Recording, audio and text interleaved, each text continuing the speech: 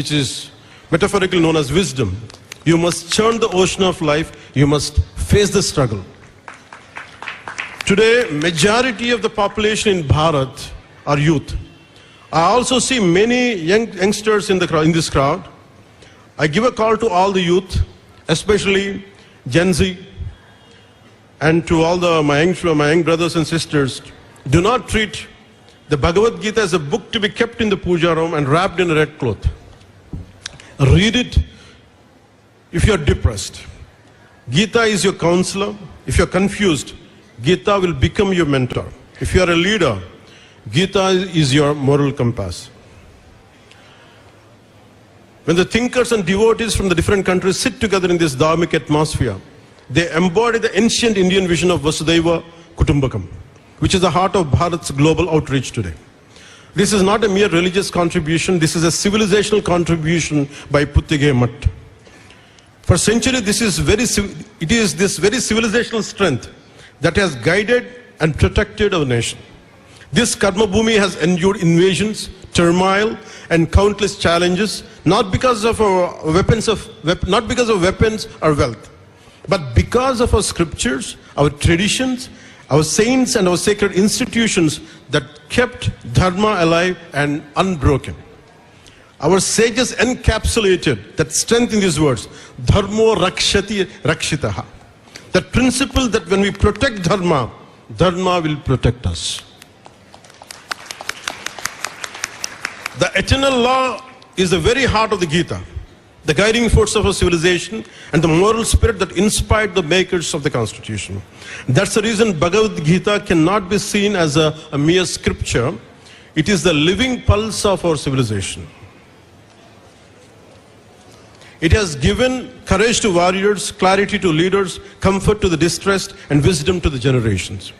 Just a couple of days back, this timeless wisdom echoed once again on the world stage when our Honorable Prime Minister Shri Narendra Modi ji presented a Russian translation of the Bhagavad Gita to the President Putin at this crucial moment in global affairs, right in the middle of ongoing war with Ukraine. That gesture reminds the world that India's greatest export is not weapons or wealth, but wisdom. Climate change, conflicts, terrorism, family breakdowns, social divisions. These crises reflect not a shortage of resources, but a shortage of clarity. That is why Gita is more relevant today than ever before.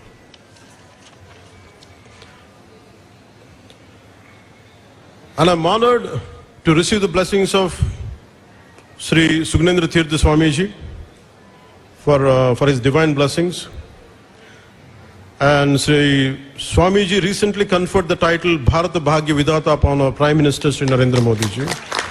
This honor reflects the Swamiji's recognition of the Prime Minister's sustained commitment to strengthening India's cultural foundations and upholding the values that define our civilizational journey. And one more thing about, if you look at Lord Krishna, what we learn is about Gorakshak, Gorakshana. Protecting the cow or Goraksha is not just about emotions or farming. It is a core principle of Dharma and a key part of Bharatiya tradition. I myself, around almost close to 20 years back, a friend of mine had gifted a cow to me.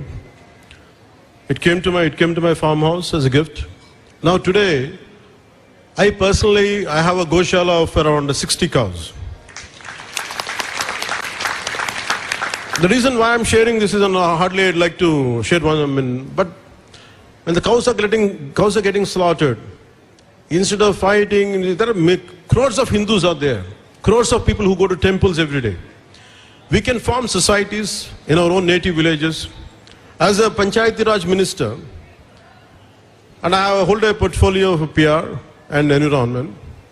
In PR, we propose something like Gokulalu, where government will give money to build cow sheds, and people can avail that.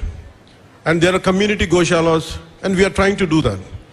So if entire Hindu community in this country, instead of making a ruckus, instead of doing everything, if each and every community protect their cows or gomatas in their own area, I think we don't have to get fear about it. We are part of upholding dharma.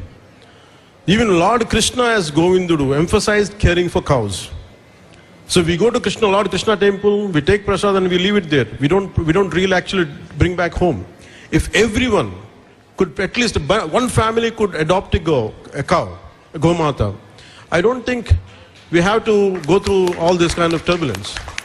Instead of being helpless, and I myself, can you imagine, started with one cow, today I have a goshala of 60 cows. There are enough money that we spend money on cinema film tickets, we go to club, people go to clubs, people go to luxuries, they spend on marriages. How come being Hindus, instead of before blaming other religion, why we as Hindus, why don't we protect our Gomatas? Why don't we, each of us, take the initiative? I think all of us should think. Because I have 60 cows Goshala, that's why I'm sharing this. It is possible. So today, cow slaughter continues in certain regions, threatening both our ethical and economic foundations.